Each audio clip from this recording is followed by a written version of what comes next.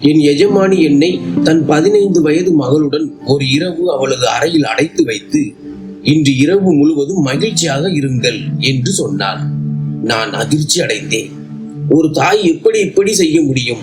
அந்த இளம்பெண் தூங்கிக் கொண்டிருந்தாள். அவள் தூங்குவதை பார்த்ததும் என் எண்ணம் கெட்டுவிட்டது.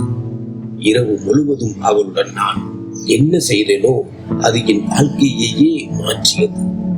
ஏனென்றால் அவள் எனக்கு... என் பெயர் ஆரவ். வேலையின்மையால் நான் மிகவும் அவதிப்பட்டு கொண்டிருந்தேன். வேலை தேடி அலைந்து திரிந்து சோர்வடைந்திருந்தேன். ஒரு நாள் எனக்கு ஒரு நேர்காணல் இருந்தது. ஆனால் அங்கும் எனக்கு வேலை கிடைக்கவில்லை. அன்று கடுமையான வெயில். நான் அங்கிருந்து கிளம்பும் போது தலையை உயர்த்தி வானத்தை பார்த்தேன். வெயில் அத்தனை கடுமையாக இருந்ததால் கண்களை திறக்க முடியவில்லை. நெற்றியில் வியர்வை வழிந்தது. நான் ஆழமான மூச்சை இழுத்து கொண்டு எனக்கே சொல்லிக் கொண்டேன், இன்று சூரியனும் என் உழைப்பை பார்த்து கேலி செய்கிறது போலிருக்கிறது. வாழ்க்கையில் ஏற்கனவே பல அடியை பெற்ற நான் இப்போது இந்த வெப்பமும் என் மனதை கெடுத்து விட்டது. நான் என் கையில் வைத்திருந்த கோப்பை பயன்படுத்தி நிழல் தேட முயற்சித்தேன். அப்படியே நடந்து சென்றேன். சாலையோரம் வேகமாக நடந்து கொண்டிருந்த போது ஒரு மரம் கண்ணில் பட்டது.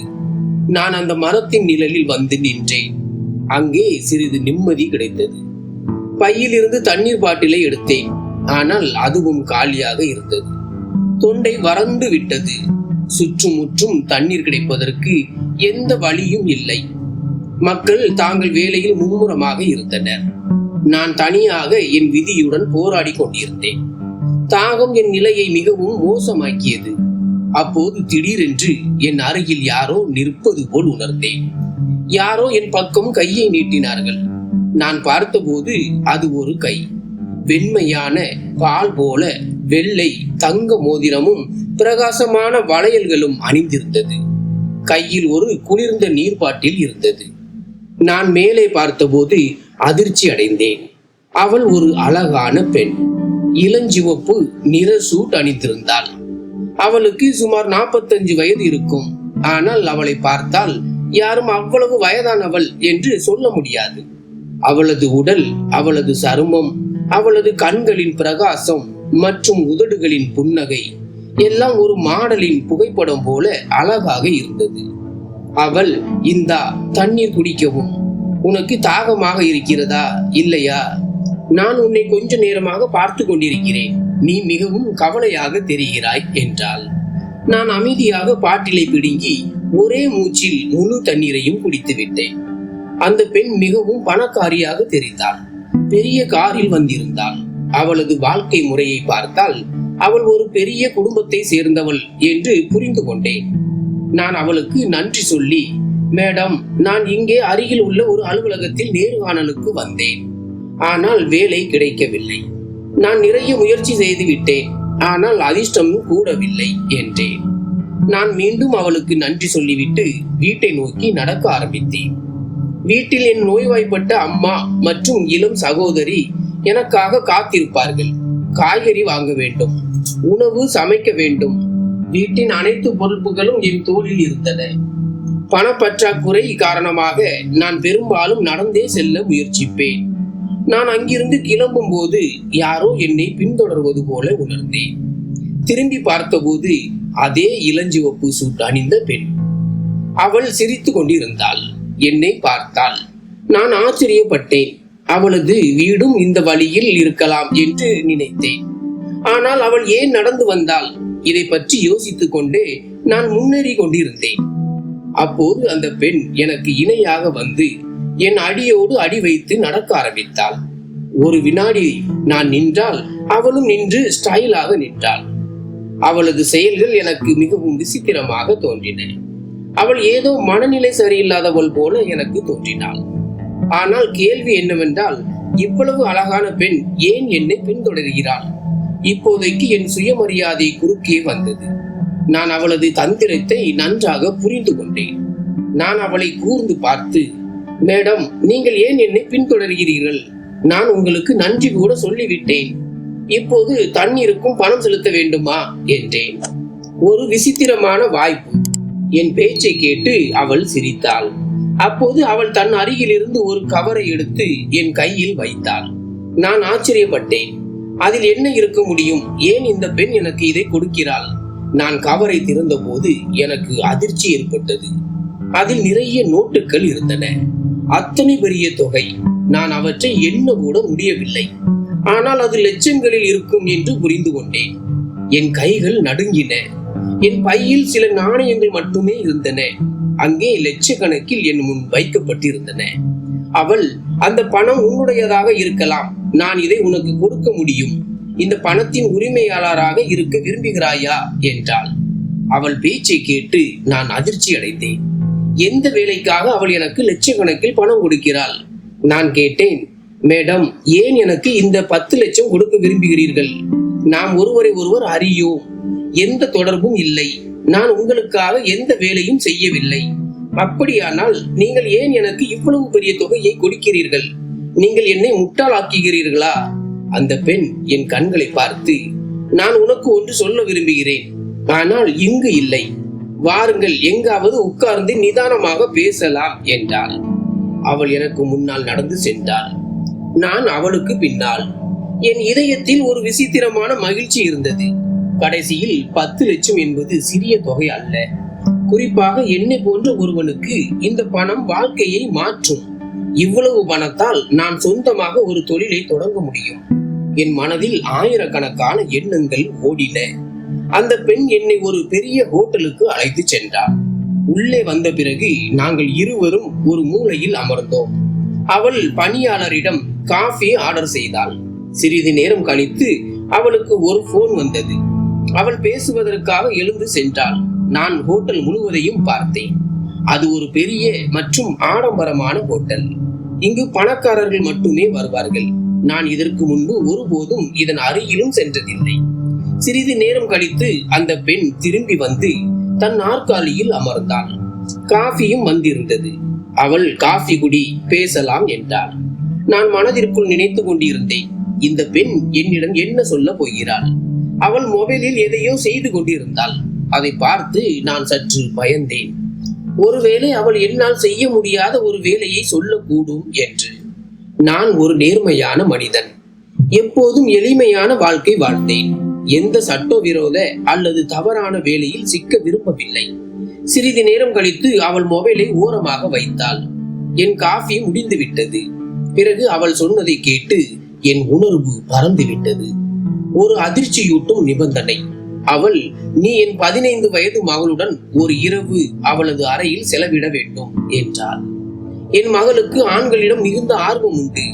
நம்பு, உன்னை போன்ற இளம் ஆண்களுக்காக அவள் பைத்தியமாக திரிகிறாள். நாளை அவளுக்கு பிறந்த நாள். அவளுக்கு ஒரு சிறப்பு பரிசு கிடைக்க வேண்டும் என்று நான் விரும்புகிறேன். உன்னை நான் அவளுக்கு பரிசளிக்க விரும்புகிறேன். அவளது பேச்சை கேட்டு நான் உள்ளுக்குள் நடுங்கினேன். எந்த தாயும் தன் சொந்த மகளை பற்றி இப்படி நினைக்க முடியும் என்று நான் ஒருபோதும் நினைத்து பார்த்ததில்லை. அவள் தன் மகளின் இரவை அலங்கரிக்க என்னை பயன்படுத்த விரும்பினாள். நான் வெட்கத்தால் நடுங்கினேன். என் காதுகள் மரத்து போனது போல உணர்ந்தேன். நான் உடனடியாக, மன்னிக்கவும் மேடம், நான் அத்தகைய பையன் அல்ல. நான் வேலையில்லாதவனாக இருந்தாலும் ஏழையாக இருந்தாலும் என் எண்ணமும் மரியாதையும் என் மிகப்பெரிய சொத்து. நான் ஒருபோதும் இது போன்ற அருவருப்பான வேலையை செய்ய மாட்டேன் என்றேன். இவ்வளவு சொல்லி நான் எழுந்து செல்லவிருந்தேன். அவள் மீண்டும் அதே 10 லட்சம் கவர் என் முன் வைத்தாள். அவள் என் கண்களுக்கு முன் பணத்தை அசைத்தாள். அவளது இந்த செயல் என்னை கட்டாயப்படுத்தியது. நானும் என் வாழ்க்கையை மேம்படுத்த விரும்பினேன். எனக்கு எங்கும் நம்பிக்கை தெரியவில்லை. இது ஒரு பொன்னான வாய்ப்பு. இதை ஏற்றுக்கொண்டால் ஒருவேளை என் அதிர்ஷ்டம் மாறலாம். நான் அந்த பெண்ணை பார்த்தேன். அவள் பணத்தை கையில் அசைத்துக் கொண்டே புன்னகைத்துக் கொண்டு என்னிடம், யோசித்து பார், இதில் உனக்கே லாபம். ஒரு இரவுதானே விஷயம். அதுவும் ஒரே ஒரு இரவுதான் உன் விதியை மாற்ற முடியும். நீ தேவையுள்ளவன் என்று எனக்கு தோன்றியது. அதனால் உனக்கு உதவ நினைத்தேன். இல்லை என்றால் என் மகளுக்கு ஆண்களுக்கு பற்றாக்குறை இல்லை. ஒரே ஒரு இரவு செலவழிப்பதற்காக உனக்கு இவ்வளவு பணம் கிடைக்கிறது. இதில் என்ன பிரச்சனை இருக்கிறது என்றாள்.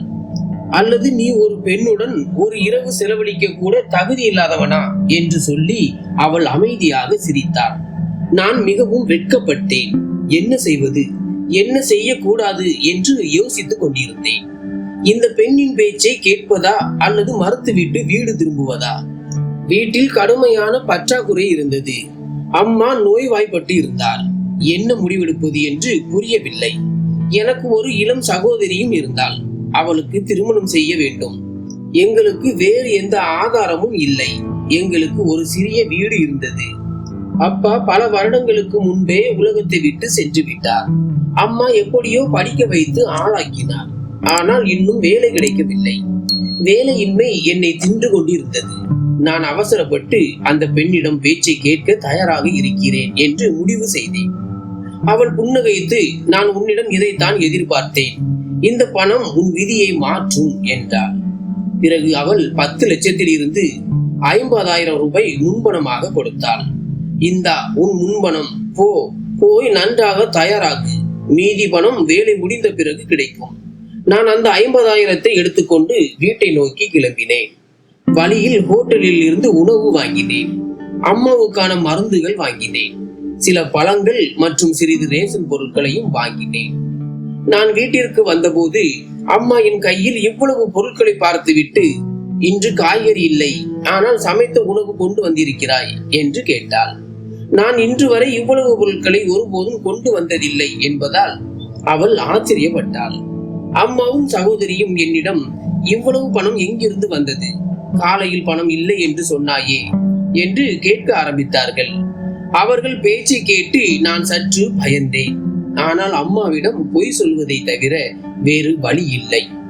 கைகளையும் முகத்தையும் கழுவி கொண்டே நான், அம்மா எனக்கு வேலை கிடைத்து விட்டது. அவர்கள் முன்பணம் கொடுத்தார்கள். அந்த பணத்தில் இந்த பொருட்களை வாங்கினேன். சந்தையில் இருந்து உணவு வாங்கி கொண்டு வரலாம் என்று நினைத்தேன். சகோதரிக்கும் ஓய்வு கிடைக்கும் என்றேன். அவளும் மிகவும் மகிழ்ச்சியாக இருந்தாள். ஏனென்றால் அவள் எப்போதும் வீட்டு வேலைகளில் ஈடுபட்டு இருந்தாள். இன்றுதான் முதல் முறையாக அவளுக்கு சமையலறையில் இருந்து ஓய்வு கிடைத்தது. என் வேலை பற்றிய செய்தியை கேட்டு அம்மா மிகவும் மகிழ்ச்சி அடைந்தாள். மேலும் கடவுள் உனக்கு வெற்றியை தரட்டும் மகனே, எல்லாம் இப்படியே போனால் வீட்டின் நிலைமை மாறும் என்று சொன்னாள். அக்கா எனக்கு உணவு பரிமாறினாள். நாங்கள் மூவரும் ஒன்றாக உட்கார்ந்து சாப்பிட்டோம். ஆனால் என் மனம் இன்னும் அந்த பெண்ணின் வார்த்தைகளில் சிக்கி இருந்தது. அந்த பெண் அந்த இரவு அந்த 10 லட்சம் இதெல்லாம் உண்மையா அல்லது ஒரு வலையா? எதுவாக இருந்தாலும் இதன் உண்மை நாளையே வெளிப்பட போகிறது.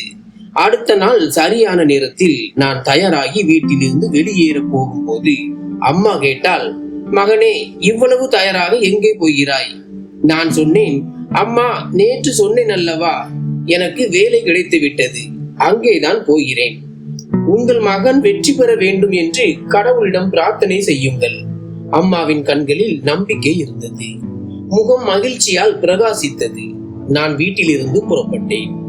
ஒரு ஆட்டோ பிடித்து அந்த பெண் சொன்ன முகவரிக்கு சென்றேன். நான் அங்கே சென்றபோது நான் கண்டது என் கண்களை அகல திறக்க வைத்தது. நான் மீண்டும் முகவரியை பார்த்தேன். பிறகு அந்த இடத்தை பார்த்தேன். அது ஒரு வீடு அல்ல, ஒரு அரண்மனை. இவ்வளவு அற்புதமான மற்றும் கம்பீரமான வீட்டை நான் இதுவரை கண்டதில்லை. இவ்வளவு பணக்கார பெண் இப்படிப்பட்ட வேலையை எப்படி செய்ய முடியும் என்று யோசனையில் ஆழ்ந்தேன். நான் அவள் வாசலில் நின்று கொடுத்த எண்ணுக்கு அழைக்க ஆரம்பித்தேன். அவள் போனை எடுத்து, நீ யார் என்று கேட்டாள். நான், மேடம், நான் உங்கள் வீட்டு வாசலில் இருக்கிறேன் என்று சொன்னேன். அவள், ஏன் வெளியே நிற்கிறாய்? சீக்கிரம் உள்ளே வா, நான் உனக்காக நீண்ட நேரம் காத்திருக்கிறேன் என்று சொன்னாள். பயந்து கொண்டே அந்த வீட்டிற்குள் சென்றேன். இப்படிப்பட்ட வீட்டை நான் படங்களில் மட்டுமே பார்த்திருக்கிறேன். இதுதான் முதன் முறையாக இவ்வளவு ஆடம்பரமான வீட்டிற்குள் அடியெடுத்து வைத்தேன். நான் உள்ளே சென்றதும் அந்த பெண் தயாராக என் முன் நின்றாள். நான் மெதுவாக சொன்னேன், மேடம், நான் சாதாரண பையன் இல்லை, நான் நிர்பந்தத்தில் இருக்கிறேன். ஆனால் இந்த வேலையை நிர்பந்தத்தின் காரணமாகவே செய்ய வந்திருக்கிறேன். அவள் என்னை பார்த்து சிரித்து கொண்டு, நான் உன் எண்ணத்தை சோதிக்க விரும்பினேன். நீ என் வேலையை சரியாக செய்ய மாட்டாய் என்று நினைத்தேன். ஆனால் நீ என் வேலையை சரியாக செய்யவில்லை என்றால் நான் உனக்கு பணம் கொடுக்க மாட்டேன். இந்த பணத்தை நீ பெற வேண்டுமானால் நான் சொல்வது போல் நீ வேலை செய்ய வேண்டும் என்று சொன்னாள். அவள் என்னிடம், சரி நீ உட்கார் என்று சொன்னாள். பிறகு வேலைக்காரியை அழைத்து, விருந்தினர் வந்திருக்கிறார்கள், அவர்களுக்கு தேநீர் போடு என்று சொன்னாள். நான் எவ்வளவு ஆச்சரியப்பட்டேன். இவரே இவ்வளவு அழகாக இருந்தால் அவளது மகளும் அதே அளவு அழகாக இருப்பாள். மேலும் அவளது தாயே என்னை அவளது மகளின் அறைக்குள் அனுப்பிய போது நான் ஏன் அந்த வேலையை மறுக்க வேண்டும்? நான் படிகளில் ஏறி அந்த பெண்ணின் அறைக்கு வெளியே வந்தேன். அவளது தாய் தானே கதவை திறந்தாள். என் இதயம் வேகமாக துடித்தது. நான் அறைக்குள் காலடி எடுத்து வைத்ததும் என் கண் முன் இருந்த காட்சி என் உணர்வுகளை பறித்தது. அறை என் முதல் இரவு போல் அலங்கரிக்கப்பட்டிருந்தது. ஒரு பெண் படுக்கையில் படுத்திருந்தாள். அந்த பெண் மிகவும் அழகாக இருந்தாள்.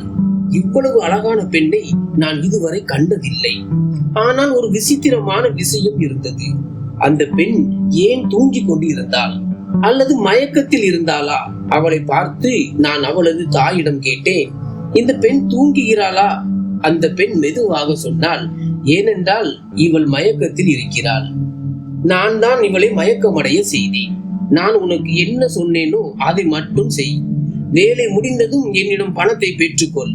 அந்த பெண் என் தோளில் தட்டிவிட்டு சென்று அறையை வெளியிலிருந்து பூட்டினாள். நான் மெதுவாக அந்த பெண்ணின் அருகில் சென்று நின்றேன்.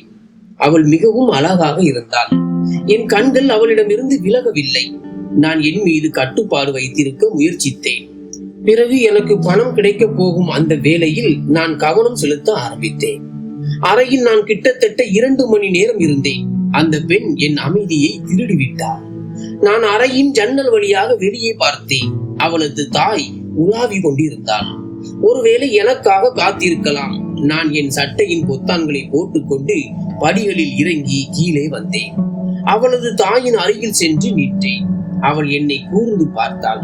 நான் முகத்தில் புன்னகையுடன், மேடம், உங்கள் வேலை முடிந்துவிட்டது என்று சொன்னேன். இதை கேட்டதும் அவளது முகத்தில் புன்னகை தோன்றியது. அவள், என் மகள் எழுந்திருக்கவில்லையா? அவள் எந்த எதிர்வினையும் காட்டவில்லையா? கஷ்டப்படுத்தவில்லையா என்று கேட்டாள்.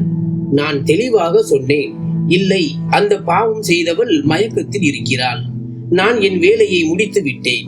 இதை கேட்டதும் அவள் மகிழ்ச்சியுடன் தன் பையில் இருந்து 10 லட்சம் எடுத்து என் கையில் வைத்தாள். அவள், இப்போது போ, மீண்டும் எனக்கு எங்கேயும் தென்படாதே. உன் வேலை முடிந்து விட்டது. மேலும் இதை பற்றி யாரிடமும் சொல்ல தேவையில்லை என்பதை நினைவில் கொள்.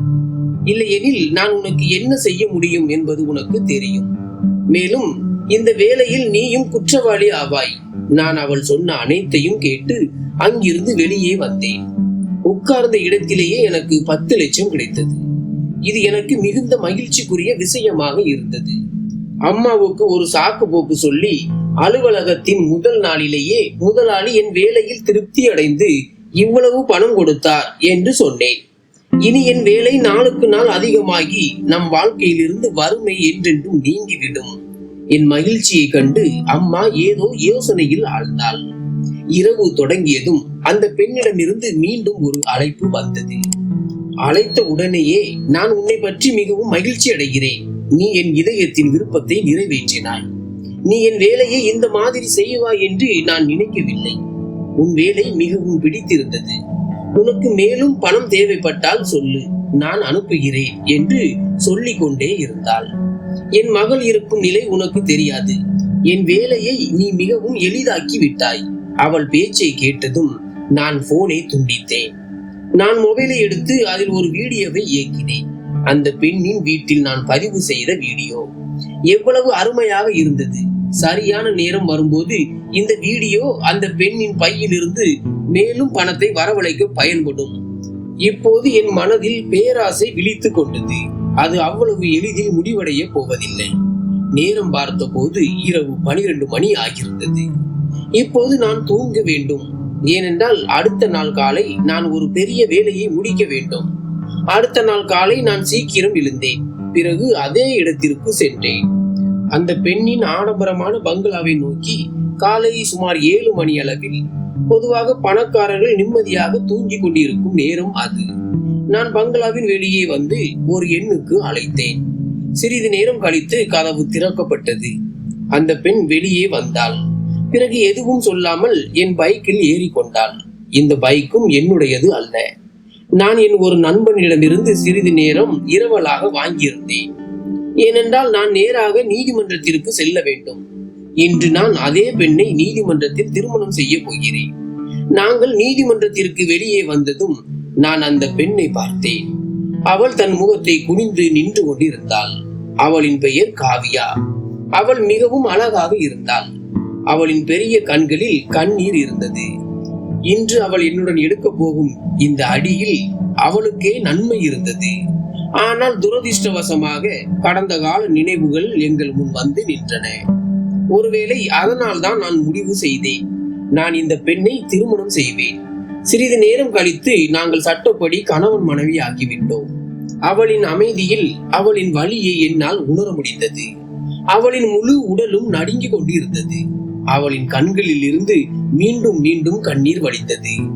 அவள் நீதிமன்ற திருமண ஆவணங்களில் கையெழுத்திட்ட போது அவள் குமுறி குமுறி அழுதாள். ஆனால் இதை செய்ய தேவைப்பட்டது. நேற்று இரவு நான் அந்த அறைக்குள் சென்ற போது அந்த பெண் கதவை மூடிவிட்டு சென்று விட்டாள். அப்போது ஒரு முறை அந்த பெண்ணை பார்த்தேன். அவள் மிகவும் அழகாக இருந்தாள். எந்த திரைப்பட நடிகையை விடவும் குறைவாக தெரியவில்லை. அவளது அழகு ஒரு கணம் என்னை நிறுத்தியது. என் பேராசைக்காரனும் அந்த கணம் அவளது நிலையை பயன்படுத்தி கொள்ள தயாராகி விடுவான். ஆனால் அவளது முகத்தின் அப்பாவித்தனம் என்னை அடியோடு உலுக்கியது. அவளது அப்பாவித்தனத்தை கண்டு என் மனசாட்சி விழித்து கொண்டது. நானும் மிகவும் நிர்பந்தத்தில் இருந்தேன். எனக்கு பணம் தேவைப்பட்டது. ஆனால் மனம் குழம்பிவிட்டது. அறையில் நடக்கும் போது நான் நினைத்தேன், கடவுள் எனக்கு ஒரு வழியை காட்டினால் நான் எந்த தவறும் செய்யாமலும் என் தேவைகளும் பூர்த்தி செய்யப்படுமே என்று. அப்போது என் பார்வை ஒரு மேசை மீது வைக்கப்பட்டிருந்த டைரியின் மீது விழுந்தது. அது மிகவும் அழகாக இருந்தது. யாரோ மிகவும் அன்புடன் அலங்கரித்திருந்தது போல் இருந்தது. ஒருவேளை அந்த பெண் தான் அதை செய்திருக்கலாம். நான் டைரியை திறந்து படிக்க ஆரம்பித்தேன். அதில் அந்த பெண்ணின் வாழ்க்கை கதை எழுதப்பட்டு இருந்தது. இந்த பெண் என் சித்தி. நான் பைத்தியம் என்று அனைவரையும் நம்ப வைத்து விட்டாள். அவள் என் சொத்துக்களை அபகரிக்க என்னை வீட்டிலிருந்து வெளியேற்ற விரும்புகிறாள் என்று எழுதப்பட்டிருந்தது. மேலும் என் அப்பா இப்போது என்னை விட்டு தூரமாகி விட்டார். நான் உண்மையில் பைத்தியம் என்று அவர் நினைக்கிறார். ஆனால் நான் நலமாக இருக்கிறேன். நான் இதை இனிமேலும் பொறுத்து கொள்ள முடியாது. இந்த பெண் மீண்டும் என் அப்பாவின் பார்வையில் என்னை தாழ்த்தினால் நான் தற்கொலை செய்து கொள்வேன். அந்த நாள் குறிப்பை படித்து என் இதயம் நடுங்கியது. அந்த பெண் எழுதிய அனைத்திலும் ஆழமான வலி இருந்தது. அவள் சிறு வயதிலிருந்தே கஷ்டப்பட்டாள். எனக்கு அவள் மீது மிகவும் பரிதாபம் வந்தது. என்னை வேலைக்கு அழைத்த அவளுடைய மாற்றாந்தாய் நான் அந்த பெண்ணுடன் இரவு தங்க வேண்டும் என்றுதான் விரும்பினாள். அதனால் அவளுடைய குணம் கெட்டு அவளுடைய தந்தை அவளை தனது சொத்தில் இருந்து வெளியேற்றி விடுவார். நான் அந்த பெண்ணின் விருப்பப்படி தயாரானதும் என் மனசாட்சிக்கு அது சரியாக படவில்லை. அந்த பெண் மயக்கத்தில் இருந்தாள். அவளுடைய தாய் அவளுக்கு வேண்டுமென்றே போதை பொருள் கொடுத்து தூங்க வைத்தாள். அதனால் அவள் எழுந்ததும் அவமானமாக உணர்வாள். ஆனால் நான் ஒரு மனிதன், மிருகம் அல்ல. நான் அந்த பெண்ணுடன் எந்த தவறும் செய்யக்கூடாது என்று முடிவு செய்தேன். நான் அவளை பல முறை எழுப்ப முயற்சித்தேன். நீண்ட நேர முயற்சிக்கு பிறகு கடைசியில் அவளுடைய கண்கள் திறந்தன. அவள் அறை முழுவதும் பார்த்துவிட்டு பிறகு என்னை பார்த்ததும் அவள் பயந்து அழத் தொடங்கினாள். அவள், நீங்கள் யார்? என் அறையில் என்ன செய்கிறீர்கள் என்று கேட்டாள். அவள் என்னிடமிருந்து விலகி சென்றாள். அவளுடைய குரல் அவளை போலவே அப்பாவியாக இருந்தது. நான் அவளை அமைதிப்படுத்தி, பயப்பட தேவையில்லை, நான் உனக்கு எல்லாவற்றையும் சொல்கிறேன், நான் தவறான மனிதன் இல்லை என்றேன். அதன் பிறகு அவளுடைய தாய் என்னிடம் செய்ய சொன்ன அனைத்தையும் அவளிடம் சொன்னேன். அதற்கு பதிலாக 10 லட்சம் ரூபாய் தருவதாக வாக்குறுதி அளித்ததையும் சொன்னேன். இதை கேட்டு அவளுக்கு தன் காதுகளையே நம்ப முடியவில்லை. அவள் தன் கைகளால் முகத்தை மூடிக்கொண்டு கதறி அழுதாள். என் மாற்றாந்தாய் ஒரு மோசமானவள் என்று எனக்கு தெரியும். ஆனால் ஒரு பெண்ணாக அவள் இந்த அளவுக்கு கீழ் இறங்குவாள் என்று நான் நினைக்கவில்லை என்றாள். அவள் தன்னை பற்றி சொல்ல தொடங்கினாள். எனக்கு 10 வயதாக இருந்தபோது என் தாய் ஒரு நோயால் இறந்து விட்டார். நான் என் பெற்றோரின் ஒரே மகள். என் பெற்றோர் என் மீது உயிரையே வைத்திருந்தார்கள். எங்களுக்கு எந்த குறைவும் இல்லை. நான் பிறந்த பிறகு என் தந்தை இந்த பங்களாவை என் பெயரில் எழுதிவிட்டார். மற்ற பெரிய சொத்துக்களை என் தாயின் சிகிச்சைக்காக செலவழித்தார். ஏனென்றால் அவர் எப்படியாவது என் தாயை காப்பாற்ற விரும்பினார். அவர் பணத்தை தண்ணீர் போல் செலவழித்தார். ஆனால் என் தாயை காப்பாற்ற முடியவில்லை. பிறகு ஒரு நாள் அவள் எங்களை விட்டு நிரந்தரமாக பிரிந்து சென்றாள். அதன் பிறகு என் தந்தை என் தாயின் மரணத்தின் துக்கத்தை மனதில் வாங்கி கொண்டு மெதுவாக தன்னை தனிமையில் மூழ்கடித்தார். அவர் தன் வியாபாரத்திலும் கவனம் செலுத்தவில்லை. இந்த பங்களா என் பெயரில் இருந்தது. நான் அதன் உரிமையாளர். ஆனால் நான் இப்போது மிகவும் தனிமையாக உணர்ந்தேன். நான் படிக்கவும் வேண்டும். ஆனால் சில விஷயங்கள் ஒரு கணவரால் தன் மனைவியிடம் மட்டுமே சொல்ல முடியும். ஒரு மகளாக நான் என் தந்தையை நன்றாக பார்த்து கொண்டேன். ஆனால் என் படிப்பு காரணமாக நான் அவருக்கு அதிக நேரம் கொடுக்க முடியவில்லை. என் தந்தையை அவருடைய சில உறவினர்கள் மீண்டும் திருமணம் செய்து கொள்ள வேண்டும் என்று அறிவுறுத்தினார்கள். அப்போது எனக்கு 15 வயது ஆகிவிட்டது.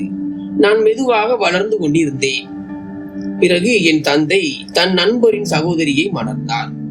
அந்த பெண் விவாகரத்து பெற்றவள். அவளுடைய கணவன் அவளை விட்டு பிரிந்து விட்டான். என் தந்தை அவளை மணந்து எங்கள் வீட்டில் அவளுக்கு அடைக்கலம் கொடுத்தார். என் தந்தை அந்த பெண் தன்னையும் தன் மகளையும் கவனித்துக் கொள்வாள் என்று நினைத்தார். என் தந்தையின் இந்த 2வது திருமணத்தில் எனக்கு எந்த ஆட்சேபனையும் இல்லை. ஏனென்றால் இதனால் என் தந்தையின் தனிமை நீங்கும் என்றும் நானும் ஒரு தாயின் அன்பை பெறுவேன் என்றும் நினைத்தேன். ஆனால் இந்த பெண் வீட்டிற்குள் நுழைந்ததும் ஒன்றன் பின் ஒன்றாக திட்டங்களை வகுக்க தொடங்கினாள். ஏனென்றால் அவளுக்கு தன் அப்பாவின் மற்ற எல்லா சொத்துக்களும் தாயின் சிகிச்சையில் ஏற்கனவே தீர்ந்துவிட்டன என்பதும், இப்போது என் பெயரில் இருந்த இந்த பங்களா மட்டுமே மிச்சம் இருந்தது என்பதும் நன்றாக தெரியும். என் தந்தையின் வியாபாரம் மிகவும் நன்றாக நடக்க தொடங்கியது. ஏனென்றால் 2வது திருமணத்திற்கு பிறகு அவர் மீண்டும் வேலையில் கவனம் செலுத்த தொடங்கினார். ஆனால் இந்த பங்களா தன் கணவரின் மகன் பெயரில் இருப்பதை இந்த பெண்ணால் சகித்துக் கொள்ள முடியவில்லை. இப்போது இந்த வீட்டின் உரிமையாளர் நான் தான் என்றும் இந்த பங்களா தன் பெயரில் இருக்க வேண்டும் என்றும் அவள் நினைத்தாள். நான் அவளை அம்மா என்று நினைத்து அவளிடம் நெருங்கி சென்றேன். ஆனால் அவள் ஒவ்வொரு முறையும் என்னை விரட்டி விட்டாள். அப்பாவின் முன் மட்டும் அவள் மிகவும் பாசமாக நடந்து கொண்டாள். ஆனால் அவர் சென்றதும் அவள் என்னை துன்புறுத்த தொடங்கினாள். சில சமயங்களில் எனக்கு உணவு கொடுக்கவில்லை. சில சமயங்களில் எள்ளி நகையாடினாள். நான் மிகவும் கவலைப்பட ஆரம்பித்தேன். மெதுவாக அந்த பெண் என் மீது பொய்யான குற்றச்சாட்டுகளை வைக்க தொடங்கினாள். என் அப்பாவையும் எனக்கு எதிராக திருப்பினாள். பல முறை அப்பா என் பேச்சை கேட்பார். ஆனால் பல முறை அவர் அந்த பெண்ணின் பேச்சை கேட்டு என் மீது கை வைப்பார். அப்பாவுக்கு என் நடத்தைகள் பற்றி எல்லாம் அவள் சொன்னாள். அப்பா என்னை பைத்தியம் என்று நினைக்க தொடங்கிவிட்டார். நான் இந்த அறையில் அடைக்கப்பட்டேன். நான் கடந்த 7-8 வருடங்களாக இந்த அறையில் அடைக்கப்பட்டு இருக்கிறேன். என் மாற்றாந்தாய் என் அப்பா என்னிடமிருந்து என் சொத்தை திரும்ப பெற வேண்டும் என்று விரும்புகிறாள். ஆனால் இதுவரை அவர் அப்படி எந்த நோக்கத்தையும் காட்டவில்லை. ஆனால் அந்த பெண் எப்படியாவது இந்த பங்களாவை அவள் பெயரில் பதிவு செய்ய தொடர்ந்து முயற்சி செய்கிறாள். ஏனென்றால் இப்போது அவள் இந்த வீட்டின் அப்பாவின் மனைவியாக வாழ்கிறாள். அதற்கு அவளுக்கு உரிமை இருப்பதாக அவள் நினைக்கிறாள். ஆனால் என் சொத்து அவள் பெயரில் இருக்க நான் விரும்பவில்லை.